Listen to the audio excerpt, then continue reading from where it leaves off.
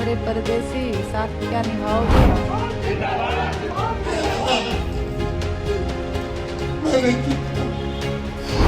अरे तुम तो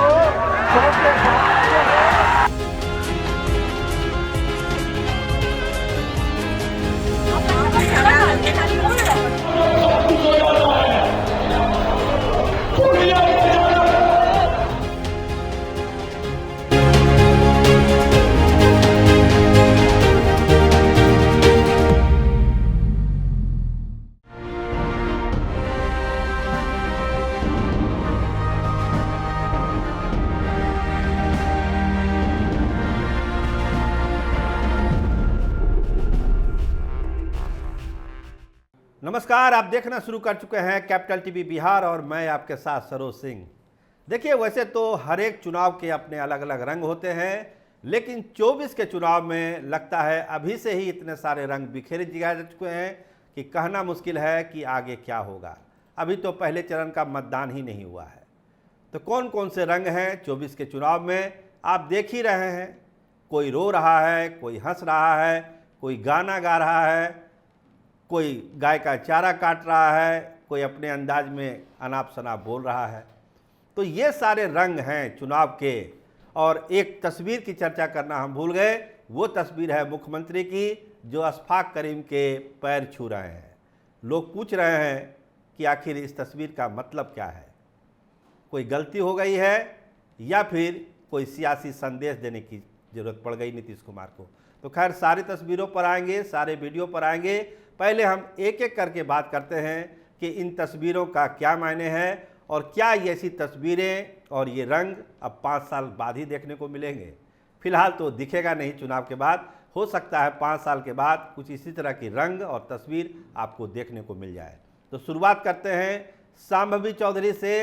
समस्तीपुर से लड़ रही हैं चुनाव चिराग पासवान के टिकट से, और जब चुनाव प्रचार के लिए निकली तो घुस गई किसी के घर में और उनके गौशाले में जाकर चारा काटने लगी गाय को खिलाने के लिए। और लोगों ने कहा कि गौ माता का आशीर्वाद होगा तो आप दिल्ली ज़रूर चले जाइएगा शांभवी चौधरी। तो इतना प्रभावित हुई इस बात से कि चारा काटना शुरू कर दिया, और न केवल चारा काटा बल्कि गौ माता को खिलाया भी। तो दिल्ली जाने की जो ललक है शांभवी चौधरी में, वो क्या कहती है? क्या गाय का चारा हमेशा काटेगी या दिल्ली में बैठ जाएगी? तो लोग तो सवाल पूछ ही रहे हैं, लेकिन आप पहले देखिए कि शांभवी चौधरी ने किया क्या। आप खाली मुड़ रहे हो, खाली मुड़ रहे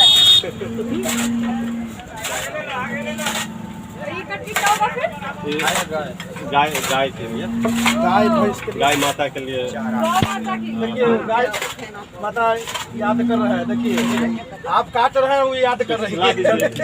गौ माता क्या खिलाए? थोड़ा उठा के दे दीजिए, उठा के आशीर्वाद गौ माता का रहेगा। कृष्ण का मारा है नहीं ना हो।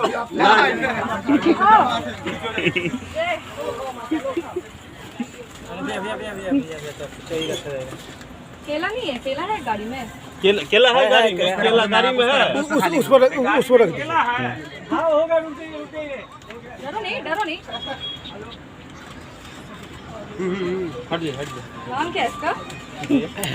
लाल रंग देख के ये हो रही है क्या? इसको आप लोग क्या बोलते हैं? गाय बोलते हैं, गाय माता। गाय कुछ नाम नहीं कुछ नाम भी लोग रखता है अपना अपना। तो ये चुनाव है, इस तरह की चीज़ें आपको दिखेगी।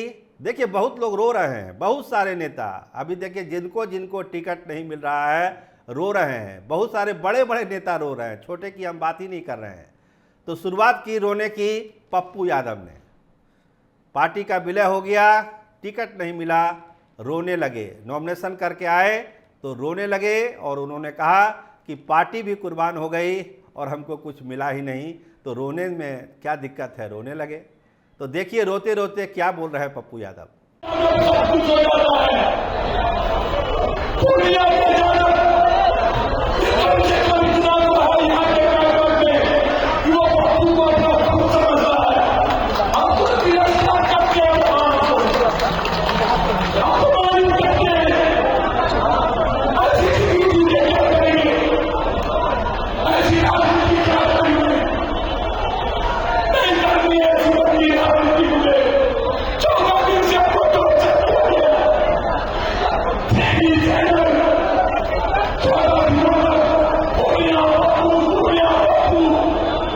पप्पू यादव के यह बात बारी थी तारिक अनवर की, कटिहार से प्रत्याशी हैं महागठबंधन के।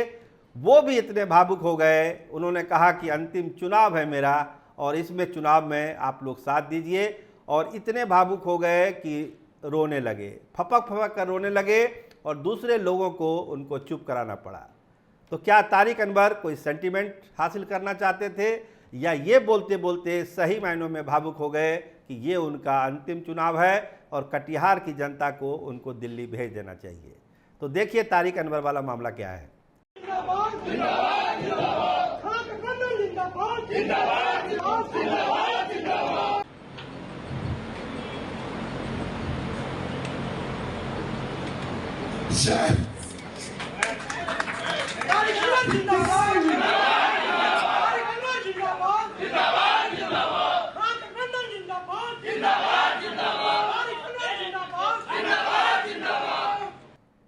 बात 2 दिन पहले की कर लीजिए, वो तस्वीर अररिया से है, और अररिया में सरफराज जिस तरह से रोए, पूरे सीमांचल में एक मैसेज चला गया कि क्या हो गया सरफराज भाई को, इतने मजबूत आदमी और इस तरह से रो रहे हैं, टिकट नहीं मिला तो क्या हो गया, इसमें रोने वाली क्या बात है?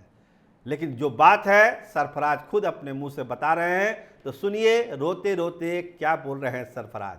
बाप को बाप मरने के बाद आपने सरफराज को संबंध परिवार मेरे साथ मैंने चुपता चप्पल के आगे ये बेटा इंसान बैठे मरो में प्राण मेरे साथ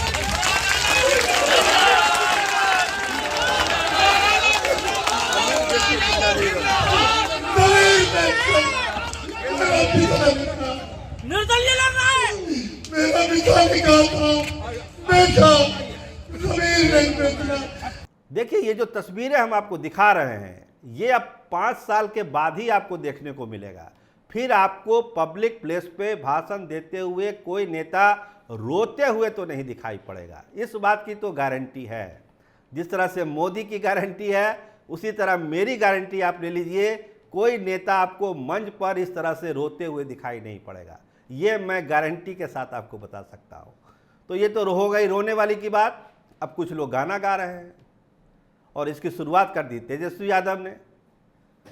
तो तुम तो धोखेबाज हो, गोविंदा के किसी फिल्म का गाना है, वो पूरा गुनगुनाते हैं, निशाना नरेंद्र मोदी पर लेते हैं कि नरेंद्र मोदी की गारंटी पर मत जाइए, वो तो धोखेबाज आदमी है। गाना सुना के समझाने की कोशिश करते हैं जनता को कि मत आइए धोखे में, सुनिए इस गाने को। देखिए आप भी सुनिए क्या गाते हैं।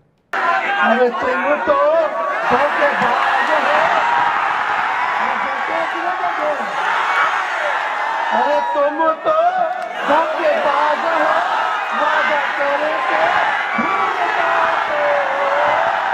अरे रोज रोज मोदी जी तुम ऐसा करोगे, रोज रोज मोदी जी तुम ऐसा करोगे, जनता से लूट गई तो हाथ मलोगे। अरे तुम तो धोखेबाज हो, वादा करके भूल जाते हो। अब यही है। तो सुन लिया आपने तेजस्वी यादव का गाना। मछली और नारंगी तो वायरल हो ही चुका है, इसको दिखाने की ज़रूरत नहीं है। ये भी मान के चलिए कि 5 साल के बाद ही इस तरह की मछली आपको देखने को मिलेगी। एक कांटे वाली मछली तो आपको दिखाई दिया तेजस्वी यादव ने।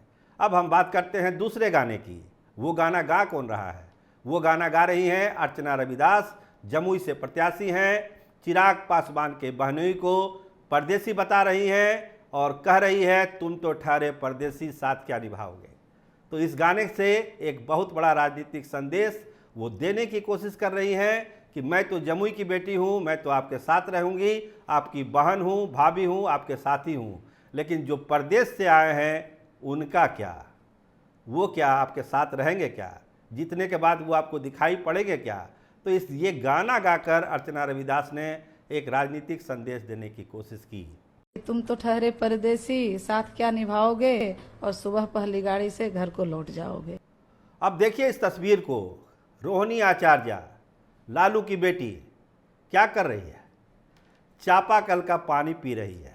हैंडपंप बोलते हैं कुछ लोग, बिहार में चापाकल भी बोलते हैं। चापाकल का पानी पी रही है। आप कल्पना कर सकते हैं क्या? सिंगापुर में रहने वाली लड़की अगर हैंडपंप का पानी पी रही है तो क्या 24 के चुनाव में ये ज़रूरी है?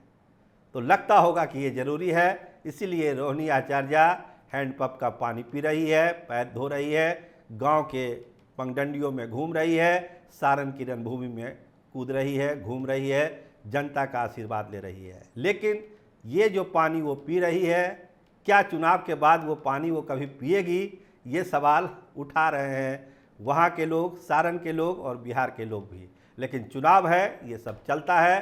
तो ये तस्वीर भी देखिए, ये तस्वीर भी अब आपको 5 साल बाद ही देखने को मिलेगी।